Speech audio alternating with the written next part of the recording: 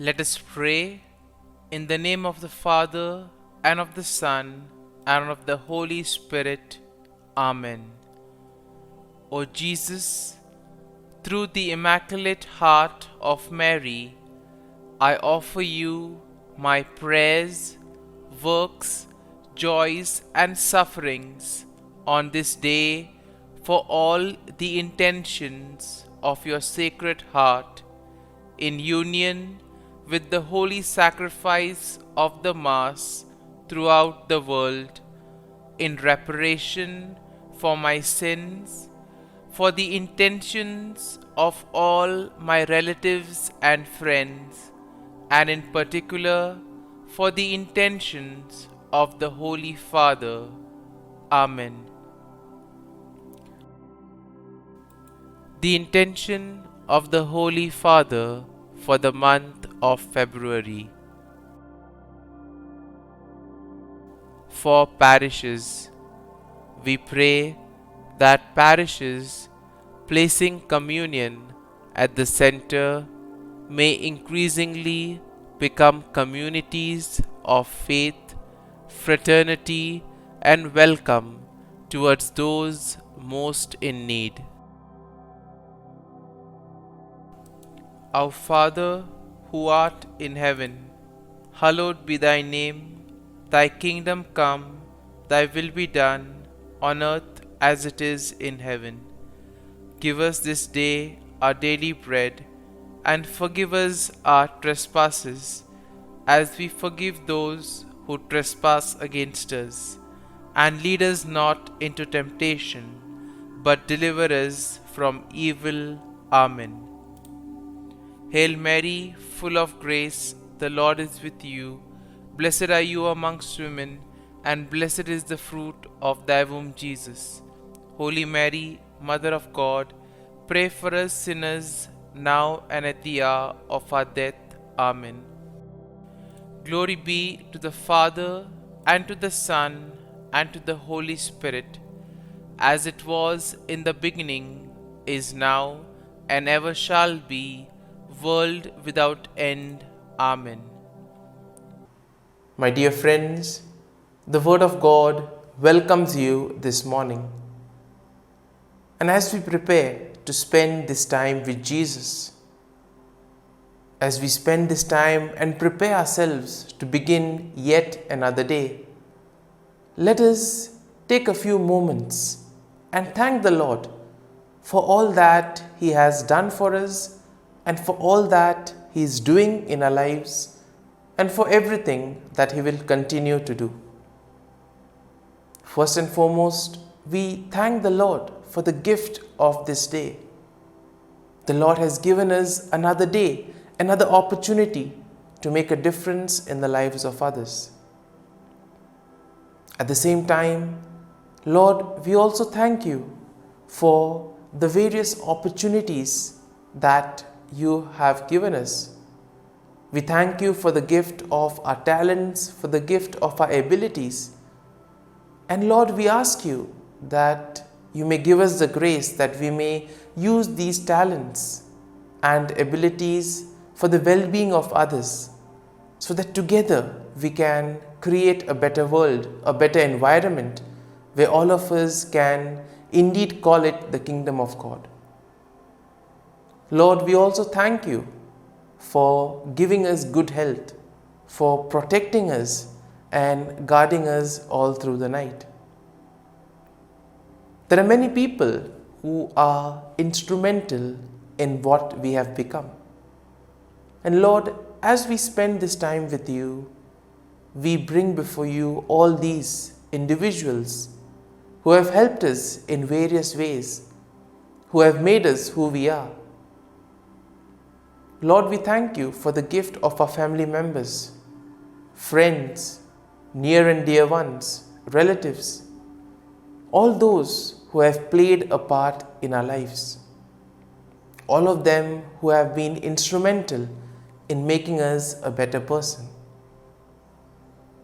And Lord, we ask you that you may give them all the graces that they require in life. And now, my dear friends, let us reflect on Psalm 36. Now, when we look at Psalm 36, we see that it is a psalm of David, and it is a contemplation on the nature of God's love and grace.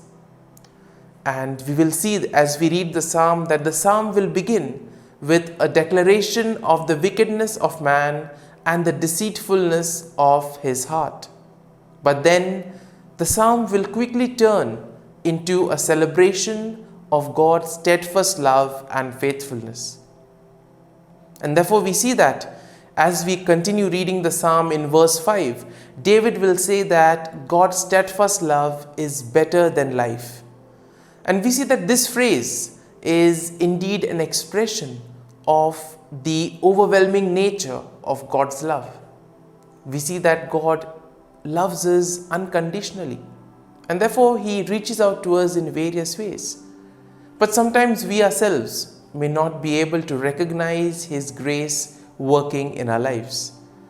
And therefore we see that this verse 5 is so deep and complete that it surpasses even the most basic human need.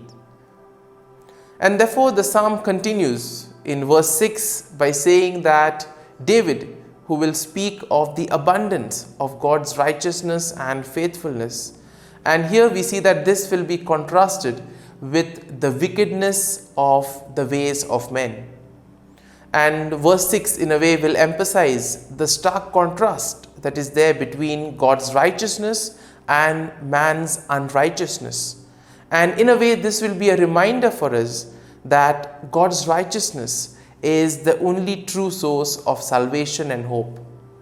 Now, looking at the psalm from an overview, we'll see that in verse 9, David will declare that in your light we see light.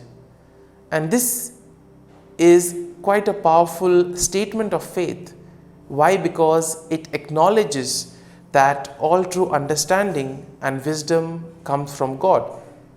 In a way, it will also emphasize the importance of being in the presence of God, as it is only in this way that we are in the light of God and that we truly can see the light of truth.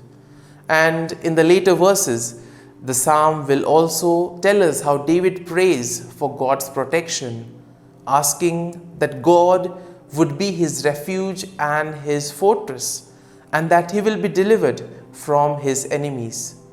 We see that David also prays that God's righteousness would be made known to all people, and that God would be glorified through his salvation of righteousness. And therefore, overall, when we look at Psalm 36, we see that it is a powerful reminder for us of the steadfast love and faithfulness of God. And in a way, it would encourage us to trust in God's righteousness and to seek refuge in Him. It also encourages us to reflect the light of God to all people.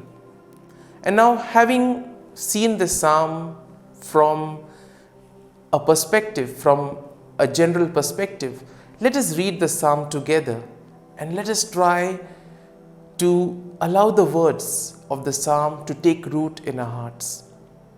The psalm begins, "Transgression speaks to the wicked deep in their hearts. There is no fear of God before their eyes. For they flatter themselves in their own eyes that their iniquity cannot be found out and hated." And here once again we see something that is quite prevalent in today's world. Those who continue doing wrong, those who have decided to continue on the wrong way, they are not concerned about what is good. They are not concerned about the ways of the Lord. And in a way we can say that they do not have any fear of God. And therefore the psalm continues, "The words of their mouth are mischief and deceit. They have ceased to act wisely and do good. They plot mischief while on their beds, and they are set on a way that is not good. They do not reject evil." And this is exactly what it means when we follow the ways of the world.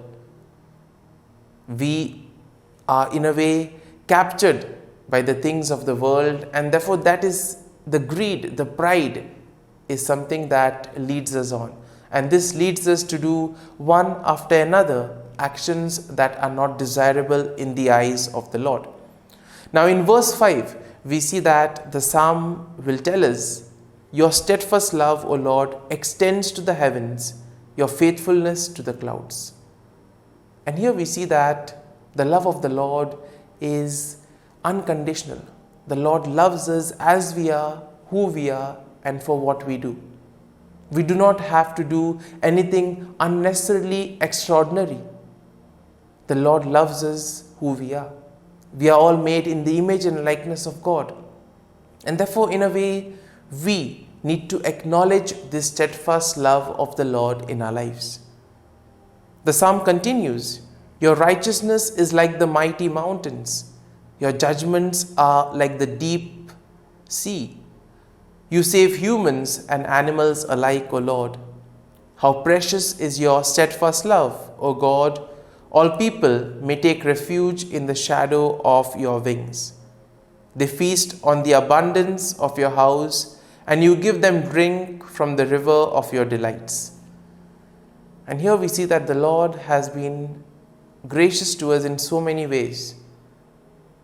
If we stop for a moment and reflect on all the graces that we have received right from our birth till now, we will be able to see the love that the Lord has for us. And in this way, the psalm continues in verse 9, "For with you is the fountain of life. In your light we see light. O continue your steadfast love to those who know you, and your salvation to the upright of heart." And in this way, we are all called in order to share this light with others. We have received gifts, we have been given various talents and capabilities, and therefore we need to use them in order to make a difference in the lives of others. And my dear friends, after having reflected, after having meditated on Psalm 36, let us now close our eyes at this morning hour and let us thank the Lord. Let us praise the Lord. Let us glorify the Lord. Loving Father, you have given us this time in the morning. You have been gracious to us. You have given us your Son, Jesus Christ, who has cleansed us from our sins. He has taken away all our sins and has given us new life.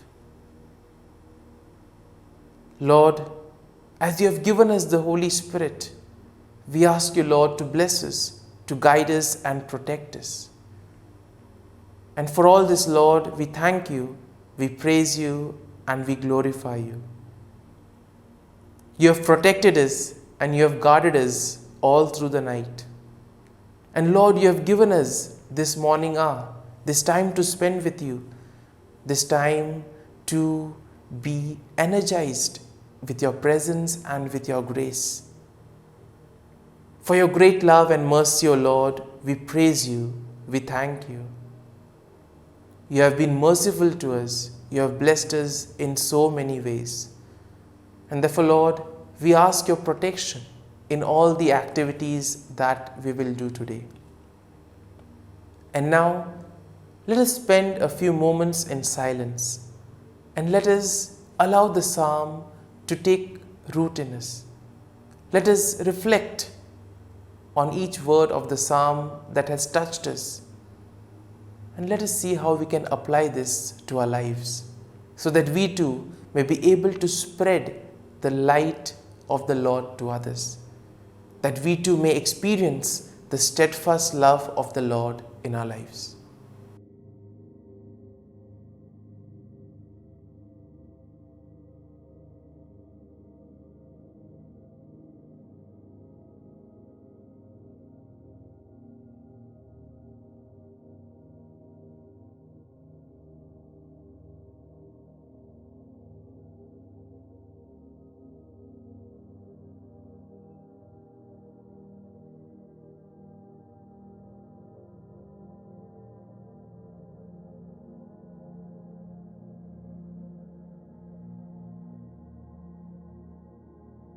Prayer to Saint Michael the Archangel for protection. Saint Michael the Archangel, defend us in battle. Be our defense against the wickedness and snares of the devil. May God rebuke him, we humbly pray.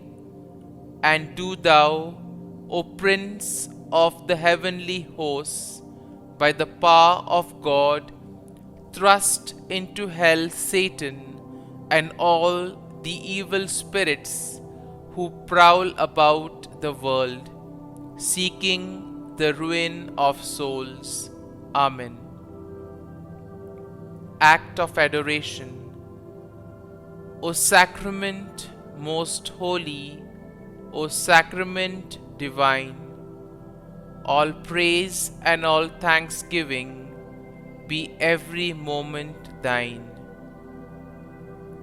Saint Gertrude Prayer for souls in purgatory.